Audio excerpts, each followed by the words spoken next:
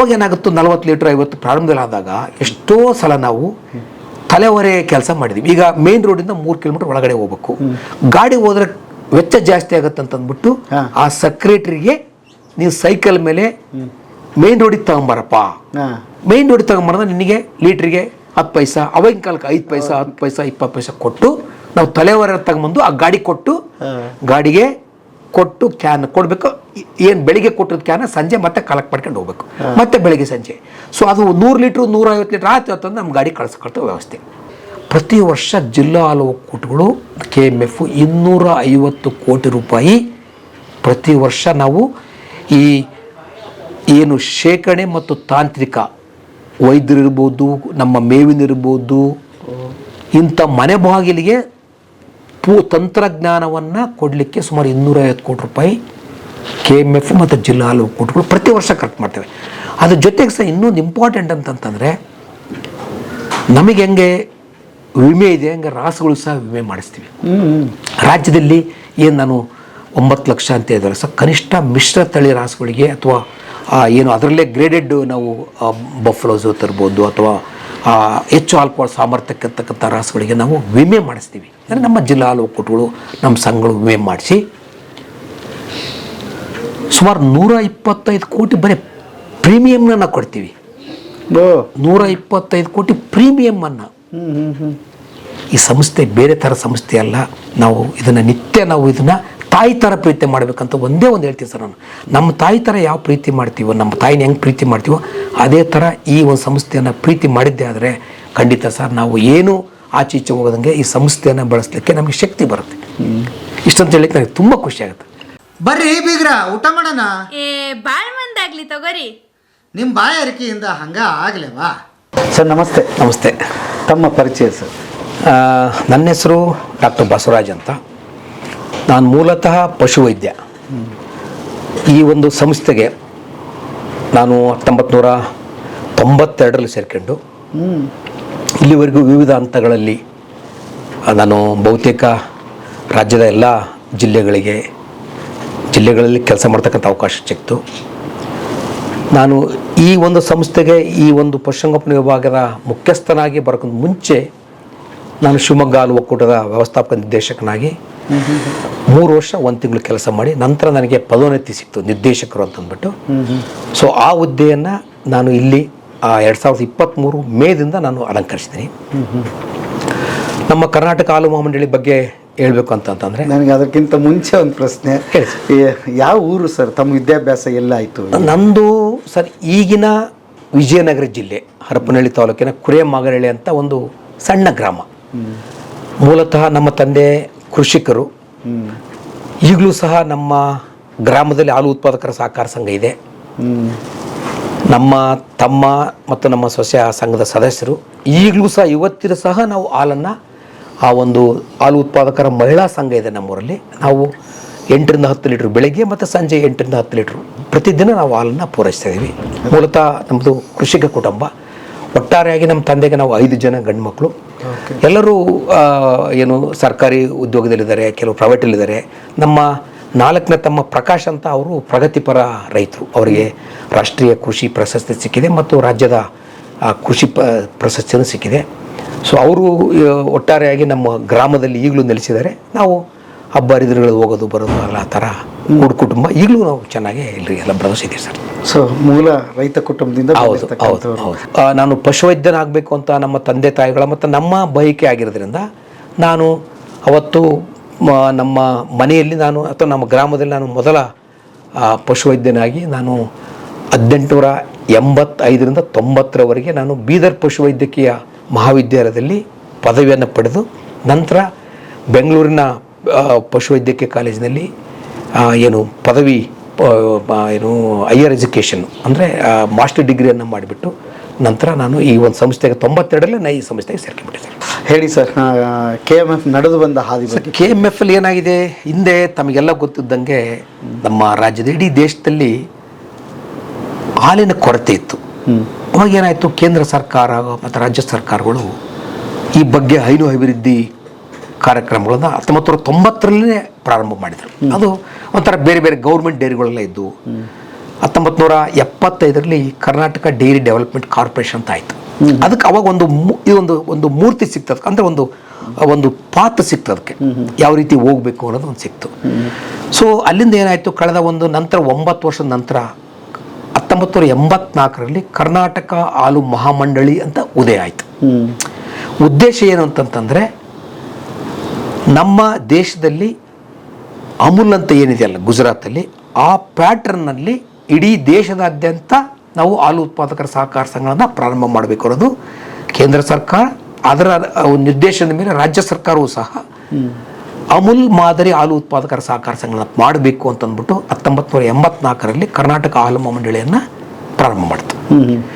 So ಅವಾಗೆ ಕರ್ನಾಟಕ ಹಾಲು ಮಂಡಳಿ ಪ್ರಾರಂಭವಾದಾಗ ಬಹುತೇಕ ಇದರ ಒಂದು ಚಟುವಟಿಕೆಗಳು ಈ ದಕ್ಷಿಣ ಜಿಲ್ಲೆಗಳಿಗೆ ಮಾತ್ರ ಇತ್ತು. 1984 ನಂತರ ಇಡೀ ರಾಜ್ಯಾದ್ಯಂತ ಎಲ್ಲ ಜಿಲ್ಲೆಗಳಲ್ಲಿ ಈಗಿನ 31 ಜಿಲ್ಲೆಗಳಲ್ಲಿ ಸಹ ಹಿಂದೆ 13 ಒಕ್ಕೂಟದ್ದು, ಇವತ್ತು 16 ಹಾಲು ಒಕ್ಕೂಟಗಳು, 16 ಜಿಲ್ಲಾ ಹಾಲು ಒಕ್ಕೂಟಗಳು ಎಲ್ಲ 31 ಜಿಲ್ಲೆಗಳಲ್ಲಿ ಕಾರ್ಯನಿರ್ವಹಿಸ್ತಾ ಇದೆ. ನಮ್ಮ ಈಗಿನ ವಸ್ತುಸ್ಥಿತಿ ನೋಡ್ಬೇಕಂತಂದರೆ ಎಲ್ಲ ಜಿಲ್ಲೆಗಳಲ್ಲಿಯೂ ಸಹ ನಮಗೆ ಇವತ್ತು 16,150 ಹಾಲು ಉತ್ಪಾದಕರ ಸಹಕಾರ ಸಂಘಗಳು ಕಾರ್ಯಾಚರಣೆಯಲ್ಲಿವೆ. ಆ 16,150 ಸಂಘದಲ್ಲಿ ಸುಮಾರು 27 ಲಕ್ಷ ಸದಸ್ಯರು, ನೋಂದಾಯಿತ ಸದಸ್ಯರಿದ್ದಾರೆ. ಆ 27 ಲಕ್ಷದಲ್ಲಿ ನಮಗೆ 9 ಲಕ್ಷ ಸಕ್ರಿಯ ಹಾಲು ಉತ್ಪಾದಕರಿದ್ದಾರೆ, ಅಂದರೆ ಆಕ್ಟಿವ್ ಮೆಂಬರ್ಸ್. ಇವತ್ತು ಸಹ ನಮಗೆ 9 ಲಕ್ಷ ಹಾಲು ಉತ್ಪಾದಕರು ನಮಗೆ ಪ್ರತಿದಿನ ಬೆಳಿಗ್ಗೆ ಮತ್ತು ಸಂಜೆ ಹಾಲನ್ನು ಈ 16,150 ಸಂಘಗಳಿಗೆ ಹಾಲನ್ನು ಪೂರೈಕೆ ಮಾಡ್ತಿದ್ದಾರೆ. ಸೊ ಇನ್ನೊಂದು ಈ ಸಂಸ್ಥೆಯ ಮುಖ್ಯ ಏನು ಒಂಥರ ಉದ್ದೇಶ ಏನಂತಂದರೆ, ತಮಗೆ ಮಾಹಿತಿ ಇದ್ದಂಗೆ ಈ ಒಂದು ಹೈನುಗಾರಿಕೆ ಅನ್ನೋದನ್ನು ಬಹುತೇಕ ಗ್ರಾಮೀಣ ಪ್ರದೇಶದಲ್ಲಿ ನಮ್ಮ ಮಹಿಳೆಯರು ಮಾಡ್ತಾರೆ. ಈಗಲೂ ಸಹ ಏನು ನಾನು 9 ಲಕ್ಷ ಸಕ್ರಿಯ ಹಾಲು ಉತ್ಪಾದಕರು ಅಂತ ಹೇಳಿದಲ್ಲ, ಆ 9 ಲಕ್ಷದಲ್ಲಿ ಸುಮಾರು 4,75,000 ಅಂದರೆ 51% 52% ನಮಗೆ ಮಹಿಳಾ ಹಾಲು ಉತ್ಪಾದಕರೇ ಇದ್ದಾರೆ. ಸೊ ಹಿಂಗಾಗಿ ಏನು 9 ಲಕ್ಷದಲ್ಲಿ 52% ಹಾಲು ಉತ್ಪಾದಕರು ನಮಗೆ ಇರೋದ್ರಿಂದ, ಆಮೇಲೆ ಇನ್ನೂ ಒಂದು ಮುಖ್ಯ ವಿಚಾರ ಅಂತಂತಂದರೆ, ಈ 9 ಲಕ್ಷದಲ್ಲಿ 70% ಸಕ್ರಿಯ ಹಾಲು ಉತ್ಪಾದಕರು ಭೂ ರೈತರು, ಅತಿ ಸಣ್ಣ ರೈತರು ಮತ್ತು ಮಧ್ಯಮ ವರ್ಗದ ರೈತರೇ ನಮಗೆ ಈ ಸಂಸ್ಥೆಯ ಆಧಾರ ಸ್ತಂಭ ಅಂತ ಹೇಳಲಿಕ್ಕೆ ತಪ್ಪಾಗಲಾರದು. ಇನ್ನು ಏನು 30% ನಮಗೆ ಎಲ್ಲ ಮೇಲ್ವರ್ಗದವರು ಇರ್ಬೋದು, ದೊಡ್ಡ ರೈತರು ಇರ್ಬೋದು, ಎಲ್ಲರೂ ಸೇರ್ಕೊಂಡ್ಬಿಟ್ಟು ನಮಗೆ ಸುಮಾರು 9 ಲಕ್ಷ ಪ್ರತಿದಿನ ನಮ್ಮ ಸಂಸ್ಥೆಗೆ ಹಾಲನ್ನು ಪೂರೈಸ್ತಾ ಇದ್ದಾರೆ. ಇದು ಒಂದು ಸಲ. ಈ ಹಾಲನ್ನು ನಮಗೆ ಪೂರೈಸಬೇಕಂತಂದರೆ ನಮ್ಮ ರೈತರಿಗೆ ಕೆಲವು ಬೇಸಿಕ್, ಅಂದರೆ ಅವರಿಗೆ ಮೂಲತಃ ಕೆಲವೊಂದು ಏನು ನಮ್ಮ ಸೌಲಭ್ಯಗಳನ್ನು ನಮ್ಮ ಜಿಲ್ಲಾ ಹಾಲು ಒಕ್ಕೂಟಗಳ ಮುಖಾಂತರ ನಾವು ಅವರಿಗೆ ಒದಗಿಸ್ತೀವಿ. ಅದರಲ್ಲಿ ಮುಖ್ಯವಾಗಿ ಹಾಲು ಉತ್ಪಾದನೆ ಮಾಡ್ತಕ್ಕಂಥ ರಾಸುಗಳೇನಿವೆ, ಅವರು ನಾಡ ತಳಿಗಳ ರಾಸು ಇರ್ಬೋದು, ಮಿಶ್ರ ತಳಿ ರಾಸು ಇರ್ಬೋದು, ಆ ತಳಿಗಳ ಆರೋಗ್ಯವನ್ನು ಕಾಪಾಡ್ತಕ್ಕಂಥ ಜವಾಬ್ದಾರಿ ನಮ್ಮ ಜಿಲ್ಲಾ ಹಾಲು ಒಕ್ಕೂಟಗಳು ಮತ್ತು ನಮ್ಮದು. ಇವತ್ತು 16 ಹಾಲು ಒಕ್ಕೂಟ ಅಂತ ಹೇಳಿದ್ರೆ ಸುಮಾರು 300ರಿಂದ 310 ಜನ ನಮ್ಮ ಪಶು ವೈದ್ಯರು ಎಲ್ಲ 31 ಜಿಲ್ಲೆ ಎಲ್ಲ ತಾಲೂಕುಗಳಲ್ಲೂ ಸಹ ನಮ್ಮ ಹಾಲು ಉತ್ಪಾದಕರಿಗೆ ಅವರ ಮನೆ ಬಾಗಿಲಿಗೆ ಹೋಗಿ ರಾಸುಗಳನ್ನು ಚಿಕಿತ್ಸೆ ಮಾಡ್ತಕ್ಕಂಥ ಸೌಲಭ್ಯನ ನಾವು ಒದಗಿಸ್ತೀವಿ. ಅದು ತುಂಬ ಇಂಪಾರ್ಟೆಂಟು. ಅದರ ಜೊತೆಗೆ ನಾವು ಏನು ಕಳೆದ ನಮ್ಮ ಸಂಸ್ಥೆ 50 ವರ್ಷ ನಡೆದು ಬಂದಿದೆಯಲ್ಲ, ಹಿಂದೆ ತಮಗೆಲ್ಲ ಮಾಹಿತಿ ಇದ್ದಂಗೆ ನಮಗೆ ಈ ನಾಟಿ ಹಸುಗಳು ಅನ್ನೋದು ಇತ್ತು. ನಾಡ ಹಸುಗಳು ಅಂತ ಹೇಳ್ತೀವಿ.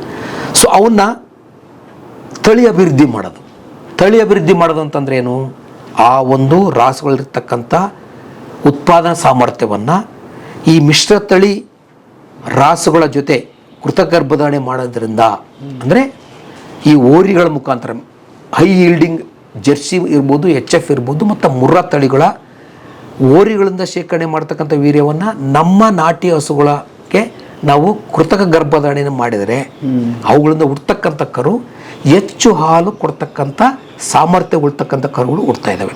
ಇದು ಕಳೆದ 40-45 ವರ್ಷದಿಂದ ನಮ್ಮ ಸಂಸ್ಥೆ ಮುಖಾಂತರ ನಮ್ಮ ಏನು 9 ಲಕ್ಷ ಸದಸ್ಯರ ಮನೆ ಬಾಗಿಲಿಗೆ ಇದು ಏನು ಸೌಲಭ್ಯ. ನಂದು ಒಂದು ಸಣ್ಣ ಪ್ರಶ್ನೆ ಕಾಡ್ತಾ ಇದೆ. ಏನಂದರೆ ನೀವು ಶುರುವಿನಲ್ಲಿ ನೀವು ಎಲ್ಲ ಹಂತಗಳಲ್ಲಿ ಕೆಲಸ ಮಾಡಿರೋದ್ರಿಂದ ಈ ಪ್ರಶ್ನೆ ಅಷ್ಟು ಸುಲಭ ಆಗಿರ್ಲಿಲ್ಲ, ಯಾಕಂದ್ರೆ ವಿದ್ಯಾವಂತರಾಗಿರ್ಲಿಲ್ಲ. ಹೇಗೆ ಕಟ್ಟಿದ್ರಿ? ಎಲ್ಲಾರನ್ನು ಮನವೊಲಿಸ್ಬೇಕಾಗಿತ್ತು. ಸರ್ ಏನಾಗಿದೆ, ಹಿಂದೆ ಹಾಲು ಸರಬರಾಜು ಮಾಡಬೇಕು, ಹಳ್ಳಿಗಳಲ್ಲಿ ಹಾಲು ಮಾರಾಟ ಮಾಡ್ಬೇಕು ಅಂತಂದ್ರೆ ಏನೋ ಒಂಥರ ಅವಮಾನ.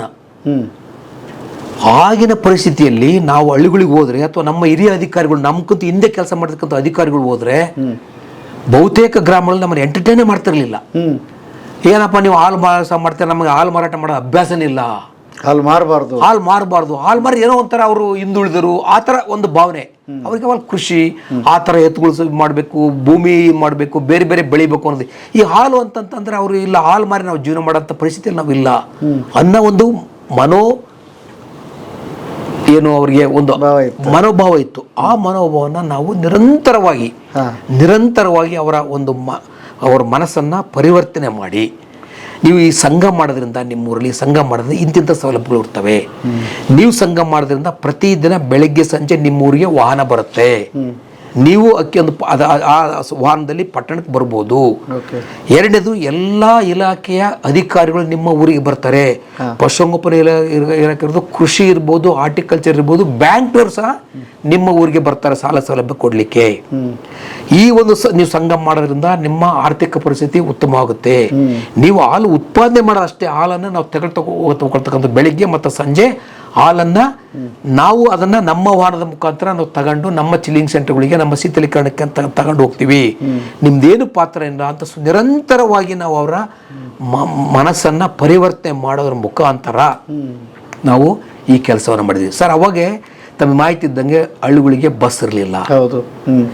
ಎಷ್ಟೋ ಜನರಿಗೆ ಈಗ ಏನು ವಾಹನಗಳಿದ್ದಲ್ಲ, ನಮ್ಮ ಬೆಳಿಗ್ಗೆ ಸಂಜೆ ವಾಹನಗಳೇ ನಮಗೆ ಹೋಗ್ತಕ್ಕಂಥದ್ದು. ಇದು ಆ ವಾಹನದಲ್ಲಿ ಹೋಗಿ ಹಿಂದೆ ಕಾಲ್ನಡಿಗೆಯಲ್ಲಿ ಹೋಗಿ ಮುಖ್ಯ ದಾರಿಯಿಂದ ಒಳಗಡೆ 2-3 ಕಿಲೋಮೀಟರ್ ಕಾಲ್ದಾಗ ನಡಿಗೆಯಲ್ಲಿ ಹೋಗ್ಬಿಟ್ಟು ರೈತರನ್ನ ಕಂಡುಬಿಟ್ಟು ಬೆಳಗಿಂದ ಸಂಜೆ ತನಕ ಕಂಡುಬಿಟ್ಟು ಸಂಜೆ ಅವ್ರಿಗೆ ಮೀಟಿಂಗ್ ಮಾಡಿ ಏನೇನೋ ಅವರು ಅಲ್ಲಿ ಊರಲ್ಲಿ ಪ್ರಮುಖರಲ್ಲಿ ಸೇರಿಸ್ಕೊಂಡ್ಬಿಟ್ಟು ಮಾಡಿ 1 ದಿನ 2 ದಿನ 1 ತಿಂಗಳು 2 ತಿಂಗಳು ಹಿಂಗೆ ಪ್ರತಿ ದಿನ ಹೋಗಿ ಅವರ ಮನವರ್ತ ಮಾಡಿ ಕೆಲ ಗ್ರಾಮಗಳಲ್ಲಿ ನಮಗೆ ಸ್ಪಂದನೆ ಮೂಡಿರೋದ್ರಿಂದ ನಾವು ನಿಧಾನಕ್ಕೆ ನಾವು ಹಾಲು ಉತ್ಪಾದಕರ ಸಹಕಾರ ಸಂಘವನ್ನು ಪ್ರಾರಂಭ ಮಾಡಿದ್ವಿ. ಒಂದು ಸಂಘದಲ್ಲಿ ಯಶಸ್ವಿ ಆದ ತಕ್ಷಣ ಪಕ್ಕದವ್ರು ಹೌದು ಅಲ್ಲಿ ಚೆನ್ನಾಗಿ ನಡೀತಾ ಇದೆ, ನಮ್ಮೂರಲ್ಲಿ ಹಾಲು ಉತ್ಪಾದಕರ ಸಹಕಾರ ಸಂಘ ಮಾಡಬೇಕು, ಇಂಥ ಸೌಲಭ್ಯ ಸಿಗುತ್ತೆ, ನಾವು ಸಹ ಹಾಲು ಉತ್ಪಾದಕರ ಸಹಕಾರ ಸಂಘ ಮಾಡಬೇಕು. ಅದರಿಂದ ನಮ್ಮ ಗ್ರಾಮದ ಆರ್ಥಿಕ ಪರಿಸ್ಥಿತಿ ಮತ್ತು ಸಾಮಾಜಿಕ ಪರಿಸ್ಥಿತಿ ಸುಧಾರಿಸ್ತಿದೆ ಅಂತ ಅಂದ್ಬಿಟ್ಟು ಹಂತವಾಗಿ ಕಳೆದ 50 ವರ್ಷಗಳಲ್ಲಿ ನಾವು ಈಗೇನಾಗಿದೆ ಸರ್ ಪರಿಸ್ಥಿತಿ ಯಾವ ಥರ ಹಿಂದೆ ನಾವೇ ಹುಡುಕೊಂಡು ಗ್ರಾಮಗಳಿಗೆ ಹೋಗ್ತಾ ಇದ್ವಿ, ನಿಮ್ಮೂರಲ್ಲಿ ಹಾಲು ಉತ್ಪಾದಕರ ಸಹಕಾರ ಸಂಘ ಮಾಡ್ತೀವಿ ಅಂತಂದ್ಬಿಟ್ಟು.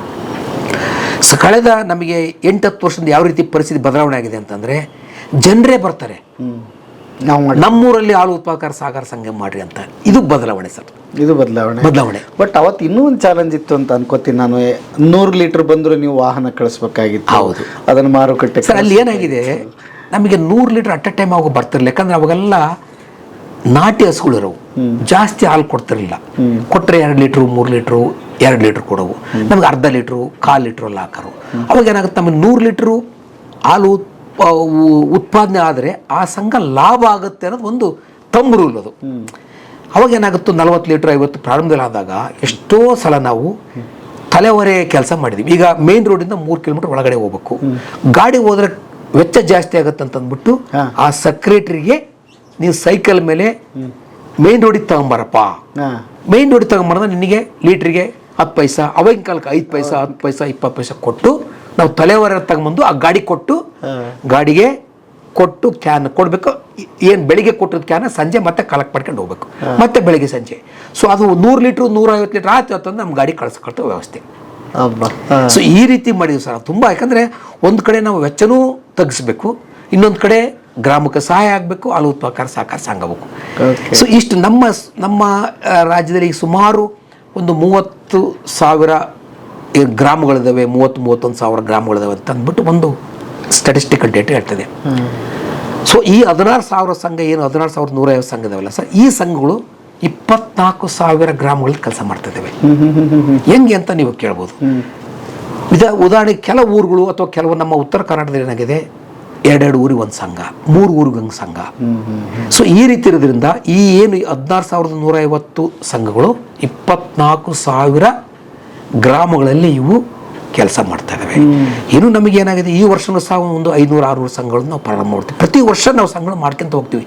ಬಟ್ ಜನ ಬದಲಾವಣೆ ಏನಂತಂತಂದರೆ, ಈ ಥರ ನಾವು ನಿರಂತರವಾಗಿ ಅವರಿಗೆ ಮನವನ್ನು ಪರಿವರ್ತನೆ ಮಾಡೋದ್ರಿಂದ ಈಗ ಅವರೇ ನಮ್ಮೂರಲ್ಲಿ ಹಾಲು ಉತ್ಪಾದಕರ ಸಹಕಾರ ಸಂಘ ಮಾಡಿರಿ ಅಂತ ಬರ್ತಿರೋದ್ರಿಂದ ಇದು ಒಂದು ಬದಲಾವಣೆ ಸರ್. ಜರ್ಸಿ ತರ್ತೀರಿ, HF ತರ್ತೀರಿ, ಅದು ಯಾಕೆ ಬದಲಾವಣೆ ಶುರು ಆಯಿತು ಸರ್? ಏನಾಗಿದೆ, ಇದು ನಾನೇನು 40 ಲೀಟ್ರ್ 50 ಲೀಟರ್ ಅಂತ ಹೇಳ್ತೀವಲ್ವ, ನಮ್ಮ ಜನರಿಗೆ ನಾವು ಮನ ಪರಿವರ್ತನೆ ಮಾಡಿದ್ವಿ. ಹಿಂದೆಲ್ಲ ತಮಗೆ ಗೊತ್ತಿದ್ದಂಗೆ ಹಸು ಅಥವಾ ಎಮ್ಮೆ ಬೆದೆ ಬಂದಾಗ ಓರಿಗೆ ಅಥವಾ ಕೋಣಕ್ಕೆ ಹಾಯಿಸ್ಬಿಟ್ಟು ಅದನ್ನು ಗರ್ಭನ ಮಾಡ್ತಾಯಿತ್ತು. ಈ ಕೃತಕ ಗರ್ಭಧಾರಣೆ ಅಂತ ಬಂದದ್ದು ಏನಾಗಿದೆ, ಇಡೀ ದೇಶದಲ್ಲಿ ನಮ್ಮ ಮೈಸೂರಲ್ಲಿ ಅವತ್ತು ಮಹಾರಾಜರ ಕಾಲದಲ್ಲಿ ಇದು ಫಸ್ಟ್ ಕೃತಕ ಗರ್ಭಧಾರಣೆ ಕೆಲಸ ಪ್ರಾರಂಭವಾಯಿತು. ಓಕೆ. ಸೊ ನಾವು ಎಲ್ಲೋ ತಂದೆ ಇರುತ್ತೆ, ಉತ್ಕೃಷ್ಟ ಗುಣಮಟ್ಟದ ತಾಯಿಯಿಂದ ಹುಟ್ಟತಕ್ಕಂಥ ಗಂಡು ಕರು, ಅದನ್ನು ಚೆನ್ನಾಗಿ ಪಾಲನೆ ಪೋಷಣೆ ಮಾಡಿ ಅದರ ಒಂದು ವೀರ್ಯವನ್ನು ಶೇಖರಣೆ ಮಾಡಿ ಅದನ್ನು -196 ಡಿಗ್ರಿ ಸೆಲ್ಸಿಯಸ್ -180 ಡಿಗ್ರಿ ಸೆಲ್ಸಿಯಸಲ್ಲಿ ಆ ಒಂದು ವೀರ್ಯ ನಳಿಕೆಯನ್ನು ನಾವು ಶೇಖರಣೆ ಮಾಡೋದ್ರಿಂದ ಅದು ಲೈಫ್ ಟೈಮ್, ಅದ್ರದ್ದು ಎಕ್ಸ್ಪೀರಿಯನ್ಸ್ ಇಲ್ಲ. ಸೊ ಅಂಥ ಕೆಲಸವನ್ನು ನಾವು ತಳಿ ಅಭಿವೃದ್ಧಿಗೋಸ್ಕರ ಮಾಡಿದ್ವಿ. ನಾವು ಅವ್ರಿಗೆ ಮನವಿ ಮಾಡಿದ್ವಿ, ಇಲ್ಲ ಸರ್ ಇದು ಹಿಂದೆ ನಮಗೆ ಭಾಳ ಚಾಲೆಂಜ್ ಇತ್ತು. ನಾವು ಕೃತಕ ಗರ್ಭಧಾರಣೆ ಮಾಡಿದರೆ ಅವು ಗರ್ಭ ಆಗ್ತಿರ್ಲಿಲ್ಲ. ಆಮೇಲೆ ಅವರಿಗೆ ತಿಳುವಳಿಕೆ ಮಾಡ್ಕೊಂತ ಹೋಗಿ, ಯಾಕೆ ನೀವು ಕೃತಕ ಗರ್ಭಧಾರಣೆಯನ್ನು ಮಾಡಿಸ್ಬೇಕು, ಇದರಿಂದ ನಿಮಗೆ ಉತ್ಕೃಷ್ಟ ಗುಣಮಟ್ಟದ ಹೆಣ್ಣು ಕರುಗಳು ಹುಟ್ಟುತ್ತವೆ. ಗಂಡು ಕರು ಹುಟ್ಟಿದರೆ ನೀವು ಬೇಸಾಯಕ್ಕೆ ಮಾಡ್ಬೋದು, ಹೆಣ್ಣು ಕರು ಹುಟ್ಟಿದರೆ ನೀವು ಹಾಲು ಉತ್ಪಾದನೆ ಆಗುತ್ತೆ ಅಂತ ನಾವು ಅವ್ರಿಗೆ ಮನ ಪರಿವರ್ತನೆ ಮಾಡಿ ಸರ್. ಇಲಾಖೆ ಇರ್ಬೋದು, ಬೈಫ್ ಇರ್ಬೋದು, ನಮ್ಮ ಸಂಸ್ಥೆ ನಿರಂತರವಾಗಿ ನಾವು ಮಾಡ್ತಾ ಇರೋದ್ರಿಂದ ನಾವು ಏನಾಗುತ್ತೆ ಅದನ್ನು ತಳಿ ಅಭಿವೃದ್ಧಿ ಮಾಡ್ಕೊಂತ ಹೋದ್ವಿ. ಎಲ್ಲೋ ಒಂದು ಕಡೆ ಈಗ ನಾವು 10 ಜನನ ನಾವು ರೈತರನ್ನ ಸಂಪರ್ಕ ಮಾಡಿದಾಗ ಅಟ್ಲೀಸ್ಟ್ ಒಬ್ಬರು ಇಬ್ಬರು ನಮಗೆ ಸ್ಪಂದನೆ ಮಾಡೋರು. ಸೊ ಫಸ್ಟ್ ಅಂತರನ್ನ ನಾವು ಸಂಪರ್ಕ ಮಾಡಿ ಅವರ ರಾಸುಗಳಿಗೆ ನಾವು ಕೃತಕ ಗರ್ಭಧಾರಣೆ ಮಾಡಿ ನಾವು ಮತ್ತೆ ನಮಗೆ 9 ತಿಂಗಳು 9 ದಿನ ಕಾದು ಅದೃಷ್ಟವಶಾತ್ ಅವತ್ತು ಹೆಣ್ಕರು, ಯಾಕಂದರೆ 50-50 ಚಾನ್ಸಸ್ ಇತ್ತು. ಅವತ್ತು ನಾವು 100 ಏನು ಕೃತಕ ಗರ್ಭಧಾರಣೆ ಮಾಡಿದರೆ 50 ಹೆಣ್ಕರು 50 ಗಂಡು ಕರು ಹುಟ್ಟತಕ್ಕಂಥದ್ದು ಅವತ್ತೇ ಕಾರ್ಯಕ್ರಮ ಇತ್ತು.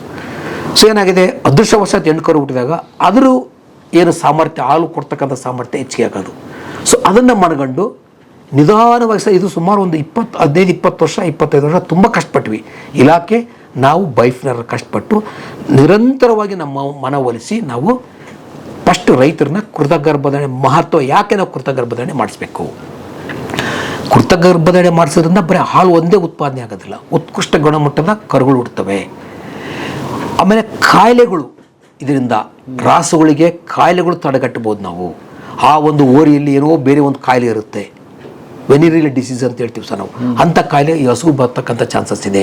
ಸೊ ಎಲ್ಲ ಕಾರಣಗಳಿಂದ ನೀವು ಕೃತಕ ಗರ್ಭಧಾರಣೆ ಮಾಡಿಸಿದ್ರೆ ಒಳ್ಳೆ ಕರುಗಳು ಹುಡ್ತವೆ, ಮುಂದೆ ಹೆಚ್ಚು ಹಾಲು ಉತ್ಪಾದನೆ ಮಾಡ್ತಕ್ಕಂಥ ಕರುಗಳು ಹುಡ್ತವೆ ಅನ್ನೋದು ಅವಾಗೆ ಕಾನ್ಸೆಪ್ಟ್ ಮಾಡಿ, ನಂತರ ಸಹ ಏನು ಮಾಡ್ತೀವಿ, KMF ನಮ್ಮದೇ ಒಂದು ನಂದಿನಿ ಸ್ಪರ್ಮ್ ಸ್ಟೇಷನ್ ಅಂತ ಮಾಡಿದ್ವಿ ನಾವು.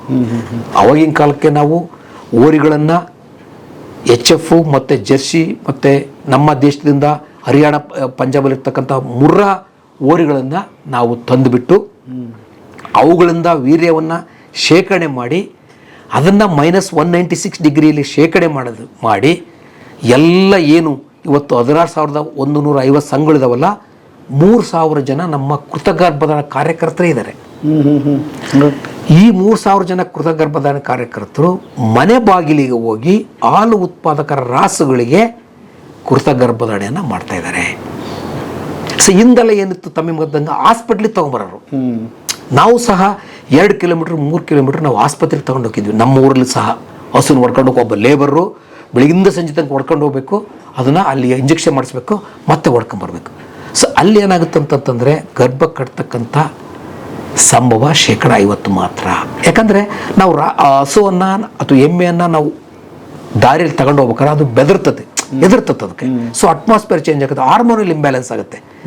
ಸೊ ಅವಾಗ ಗರ್ಭ ಆಗ್ತಕ್ಕಂಥ ಚಾನ್ಸಸ್ಸು 50-50. ಇದನ್ನು ಮನಗಂಡು ನಾವೇ ಮತ್ತೇನು ಮಾಡಿದ್ವಿ, ರೈತರ ಮನೆ ಬಾಗಿಲಿಗೆ ಕ್ಲಸ್ಟರ್ ಅಂತ ಒಂದು ಕಾನ್ಸೆಪ್ಟ್ ಮಾಡಿದ್ವಿ, ಸಮೂಹ ಕೃತಕ ಗರ್ಭಧಾರಣಾ ಕೇಂದ್ರ ಅಂತ ಮಾಡಿದ್ವಿ. ಸಮೂಹ ಕೃತಕ ಗರ್ಭಧಾರಣೆಯಲ್ಲಿ ನಾವು ಕೃತಕ ಗರ್ಭಧಾರಣ ಕಾರ್ಯಕರ್ತರಿಗೆ ಒಂದು ದ್ವಿಚಕ್ರ ವಾಹನವನ್ನು ನೀಡಿ ಅವರಿಗೆ ಆ ಲಿಕ್ವಿಡ್ ನೈಟ್ರೋಜನ್ನು ಮತ್ತು ಸೆಮೆನ್ ತಗೊಂಡು ಹೋಗೋಕ್ಕೆ ಕಂಟೈನರ್ ಕೊಟ್ಬಿಟ್ಟು ಸೀದಾ ನೀನು ಹೋಗಿ ಅವ್ರ ಮನೆ ಬಾಗಿಲಿಗೆ ಮಾಡಿ ಇನ್ಸಮೇಷನ್ಸನ್ನು ಮಾಡಿ ಮನೆ ಬಾಗಿಲಿಗೆ ಹೋಗಿ ರಾಸುಗಳಿಗೆ ನೀವು ಕೃತಕ ಗರ್ಭ ಮಾಡಿದ್ದಾದರೆ ಅದೇ ವಾತಾವರಣ ಇರುತ್ತೆ. ಹಸು ಬೆದರೋದಿಲ್ಲ, ಎಮ್ಮೆ ಬೆದರೋದಿಲ್ಲ. ರೈತರು ಅವ್ರಿಗೇನು ಕೆಲಸ ಇದೆ, ನಾಳೆ ಮಾಡ್ಸೋಣ ನಾಳೆ ಮಾಡ್ಸೋಣ. ಒಂದು ಸಲ ಮಿಸ್ ಆತಂದ್ರೆ ಸಹ 21 ದಿನ ಮಿಸ್ ಆಯಿತು.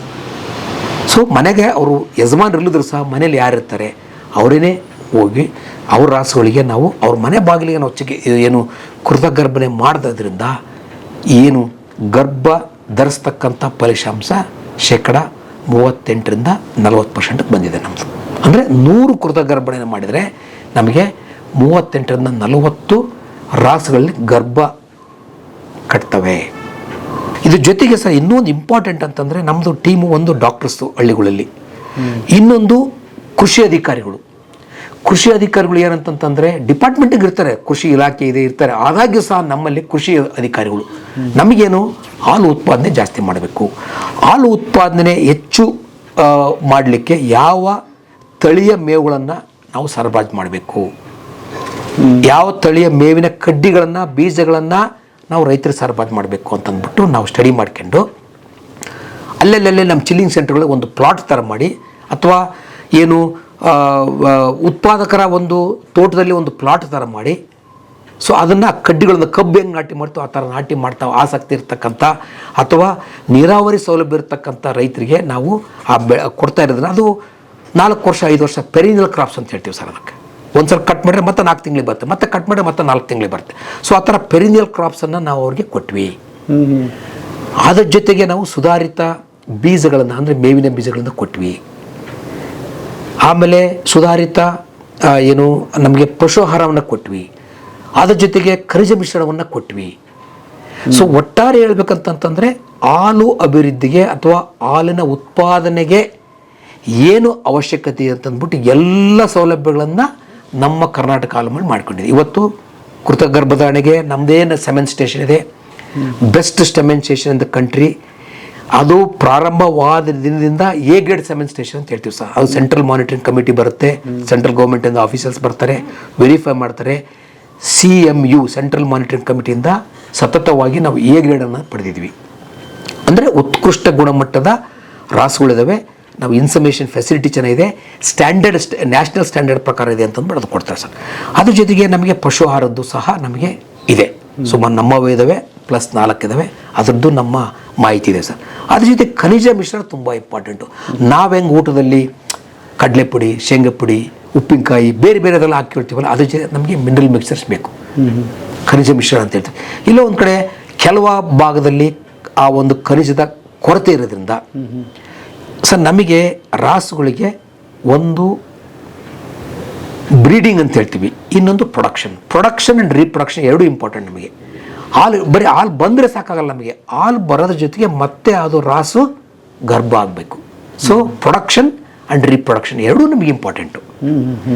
ಸೊ ಈ ಹಿನ್ನೆಲೆಯಲ್ಲಿ ನಮಗೆಲ್ಲ ಸಕಲ ಸೌಲಭ್ಯಗಳನ್ನು ನಾವು ಮಾಡ್ಕೊಂಡು ನಾವು ಹಾಲು ಉತ್ಪಾದನೆಗೆ ನಾವು ಪೂರಕವಾಗಿ ಕೆಲಸ ಮಾಡ್ತಿದ್ವಿ.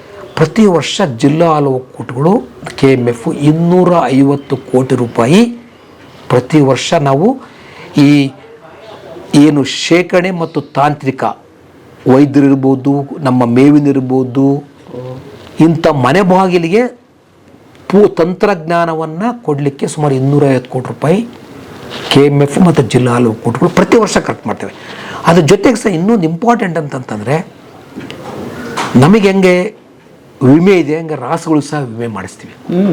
ರಾಜ್ಯದಲ್ಲಿ ಏನು ನಾನು 9 ಲಕ್ಷ ಅಂತ ಇದ್ದಾರೆ ಸರ್, ಕನಿಷ್ಠ ಮಿಶ್ರ ತಳಿ ರಾಸುಗಳಿಗೆ ಅಥವಾ ಏನು ಅದರಲ್ಲೇ ಗ್ರೇಡೆಡ್ ನಾವು ಬಫ್ಲೋಸು ತರ್ಬೋದು ಅಥವಾ ಹೆಚ್ಚು ಹಾಲು ಸಾಮರ್ಥ್ಯಕ್ಕಂತಕ್ಕಂಥ ರಾಸುಗಳಿಗೆ ನಾವು ವಿಮೆ ಮಾಡಿಸ್ತೀವಿ. ಅಂದರೆ ನಮ್ಮ ಜಿಲ್ಲಾ ಹಾಲು ಒಕ್ಕೂಟಗಳು ನಮ್ಮ ಸಂಘಗಳು ವಿಮೆ ಮಾಡಿಸಿ ಸುಮಾರು 125 ಕೋಟಿ ಬರೀ ಪ್ರೀಮಿಯಮ್ನ ನಾವು ಕೊಡ್ತೀವಿ. 125 ಕೋಟಿ ಪ್ರೀಮಿಯಮನ್ನು ನಿಮ್ಮ ಸಂಸ್ಥೆಯಿಂದ ಕಟ್ತೀರಿ? ನಮ್ಮ ಜಿಲ್ಲಾ ಹಾಲು ಒಕ್ಕೂಟಗಳು, ನಮ್ಮ ಹಾಲು ಉತ್ಪಾದಕರ ಸಹಕಾರ ಸಂಘಗಳು ನಮ್ಮ ಪ್ರೀಮಿಯನ್ನ ಕಟ್ತೀವಿ. ಅಲ್ಲಿ ಏನಾಗುತ್ತೆ ಸರ್, ಉದಾಹರಣೆಗೆ ಈಗ 1,000 ರೂಪಾಯಿ ಪ್ರೀಮಿಯಂ ಅಂತ ಅಂದ್ಕೊಳ್ಳಿ. 1,000 ರೂಪಾಯಿ ಒಂದು ರಾಸಿಗೆ ನಾವು ಏನಾದರೂ ಪ್ರೀಮಿಯಂ ಬಂತು ಅಂತಂದರೆ ಅದರಲ್ಲೇ 50% ಮಾತ್ರ ಉತ್ಪಾದಕ ಮಾಲೀಕ ಕಟ್ಟಬೇಕು. ಇನ್ನು ಉಳಿದ 50% ಏನಿದೆ ಅದರಲ್ಲಿ 25% ನಮ್ಮ ಏನು ಜಿಲ್ಲಾ ಹಾಲು ಒಕ್ಕೂಟಗಳು, ಮತ್ತು ಇನ್ನೊಂದು ನಮ್ಮ ಒಂದು ಸಪ್ರೇಟ್ ಒಂದು ಪ್ರತ್ಯೇಕ ನಿಧಿಯನ್ನು ಮಾಡಿದ್ದೀವಿ ನಾವು. ಸೊ ಆ ನಿಧಿಯಿಂದ ಭರಿಸಿ 50% ರೈತರು, ಇನ್ನು ಉಳಿಕೆ 50% ನಮ್ಮ ಟ್ರಸ್ಟ್ ಅಂತ ಹೇಳ್ತೀವಿ ಸರ್. ಟ್ರಸ್ಟು ಮತ್ತು ಜಿಲ್ಲಾ ಹಾಲು ಒಕ್ಕೂಟರ ಮುಖಾಂತರ ಕೊಡೋದ್ರ ಮುಖಾಂತರ ಅಕಸ್ಮಾತ್ ಏನಾದರೂ ಮರಣ ಹೊಂದಿತು ಅಂತಂತಂದರೆ ನಾವು ಪೂರ್ಣ ಪ್ರಮಾಣದಲ್ಲಿ ಹೊಸ್ದಾಗಿ ನಾವು ರಾಸುಗಳನ್ನು ಕೊಡಿಸಿ ಮತ್ತೆ ಅವರಿಗೆ ಹಾಲು ಉತ್ಪಾದನೆಯಲ್ಲಿ ತೊಡಗಿಸಿಕೊಳ್ಳಿಕ್ಕೆ ನಾವು ಸಹಾಯವನ್ನು ಮಾಡ್ತೀವಿ. ಎಷ್ಟರಿಂದ ಎಲ್ಲಿವರೆಗೆ ಇದೆ ಸರ್ ಹಸುವಿನ ರೇಟ್ಗಳು? ಸರ್ ಈಗಿನ ಬೆಲೆ ಪ್ರಾರಂಭಿಕವಾಗಿ 60,000 ಇದೆ. 60,000ದಿಂದ 80,000, 1 ಲಕ್ಷ, 1,50,000, 1.5 ಲಕ್ಷ, 2 ಲಕ್ಷ ತನಕ ಇದಾವೆ ಸರ್. ಹೆಚ್ಚಿಗೆ ಹಾಲು ಕೊಡ್ತಕ್ಕಂಥವೆಲ್ಲ ಒಳ್ಳೆ. ಆಮೇಲೆ ಏಜು ಈ ಮೊದಲನೇ ಸೂಲು, ಎರಡನೇ ಸೂಲಿಗೆ ಒಳ್ಳೆ ರೇಟು. ಯಾಕಂದ್ರೆ ನಾವು ಇನ್ನೂ 4, 5, 6 ವರ್ಷ 5-6 ಕರುಗಳನ್ನ ಹಾಕ್ತಕ್ಕಂಥ ಚಾನ್ಸಸ್ ಇದೆ. ಹಿಂಗಾಗಿ ಏನು ನಮ್ಮ ಮಣಕ ಅಂತ ಹೇಳ್ತೀವಿ ಅಥವಾ ಈಫರ್ ಅಂತ ಹೇಳ್ತೀವಿ, ಅವುಗಳಿಗೆ ಏನು ಹೆಚ್ಚು ರಾಸು ಕೊಡ್ತಕ್ಕಂಥ ರಾಸುಗಳಿಗೆ ಅವು ಬೆಲೆ ಜಾಸ್ತಿ. ಇದು ಬಲಿಷ್ಠವಾದ ವ್ಯವಸ್ಥೆ. ನಾವು 3 ಟೈರ್ ಸಿಸ್ಟಮ್ ಅಂತ ಹೇಳ್ತೀವಲ್ಲ, ಗ್ರಾಮೀಣ ಪ್ರದೇಶದ ಹಾಲು ಉತ್ಪಾದಕರ ಸಹಕಾರ ಸಂಘ, ಜಿಲ್ಲಾ ಮಟ್ಟದಲ್ಲಿ ಜಿಲ್ಲಾ ಹಾಲು ಒಕ್ಕೂಟಗಳು, ರಾಜ್ಯ ಮಟ್ಟದಲ್ಲಿ ಶೃಂಗ ಏನು ಒಂದು ಸಂಸ್ಥೆ. ಸೊ ಇದು ಬಲಾಢ್ಯವಾಗಿ ಬೆಳೆದ್ಬಿಟ್ಟಿದೆ. ಏನಿದ್ರೂ ಇದನ್ನು ಮುಂದುವರಿಸ್ಕೋಬೇಕು. ನಮ್ಮ ಮೇಲೆ ಭಾಳ ಜವಾಬ್ದಾರಿ ಇದೆ. ಆ ಜವಾಬ್ದಾರಿನ ಅವರ ಏನು ನಿರೀಕ್ಷೆಯನ್ನು ನಾವು ಹುಸಿಗೊಳಿಸಲೇ ಇನ್ನೂ ಹೆಚ್ಚಿನ ರೀತಿಯಲ್ಲಿ ಅವ್ರನ್ನ ಸನ್ನದ್ಧಗೊಳಿಸಬೇಕು. ಮುಂದಿನ ದಿನಗಳಲ್ಲಿ ನಾವು ಇನ್ನೂ ಹೆಚ್ಚಿನ ಹಾಲು ಶೇಖರಣೆ ಮಾಡಬೇಕು. ಅದೇ ರೀತಿ ನಮ್ಮ ಗ್ರಾಹಕರಿಗೆ ಉತ್ಕೃಷ್ಟ ಗುಣಮಟ್ಟದ ಹಾಲು ಮತ್ತು ಹಾಲು ಉತ್ಪನ್ನಗಳನ್ನ ಸಕಾಲದಲ್ಲಿ ಕೊಡ್ತಕ್ಕಂಥ ಮಹತ್ವದ ಜವಾಬ್ದಾರಿ ನಮ್ಮ ಮೇಲಿದೆ ಸರ್. ಈ ಸಂಸ್ಥೆ ಬೇರೆ ಥರ ಸಂಸ್ಥೆ ಅಲ್ಲ. ನಾವು ಇದನ್ನು ನಿತ್ಯ ನಾವು ಇದನ್ನು ತಾಯಿ ಥರ ಪ್ರೀತಿ ಮಾಡಬೇಕಂತ ಒಂದೇ ಒಂದು ಹೇಳ್ತೀವಿ ಸರ್. ನಾನು ನಮ್ಮ ತಾಯಿ ಥರ ಯಾವ ಪ್ರೀತಿ ಮಾಡ್ತೀವೋ, ನಮ್ಮ ತಾಯಿನ ಹೆಂಗೆ ಪ್ರೀತಿ ಮಾಡ್ತೀವೋ ಅದೇ ಥರ ಈ ಒಂದು ಸಂಸ್ಥೆಯನ್ನು ಪ್ರೀತಿ ಮಾಡಿದ್ದೇ ಆದರೆ ಖಂಡಿತ ಸರ್ ನಾವು ಏನು ಆಚೆ ಈಚೆ ಹೋಗೋದಂಗೆ ಈ ಸಂಸ್ಥೆಯನ್ನು ಬಳಸಲಿಕ್ಕೆ ನಮಗೆ ಶಕ್ತಿ ಬರುತ್ತೆ. ಇಷ್ಟಂತ ಹೇಳಿಕ್ಕೆ ನನಗೆ ತುಂಬ ಖುಷಿ ಆಗುತ್ತೆ. Thank you sir. ತುಂಬ ವಿಷಯಗಳನ್ನ ನಿರರ್ಗಳವಾಗಿ ಹಂಚಿಕೊಂಡಿದ್ರಿ. Thank you sir. ತುಂಬ ಖುಷಿ ಆಗುತ್ತೆ.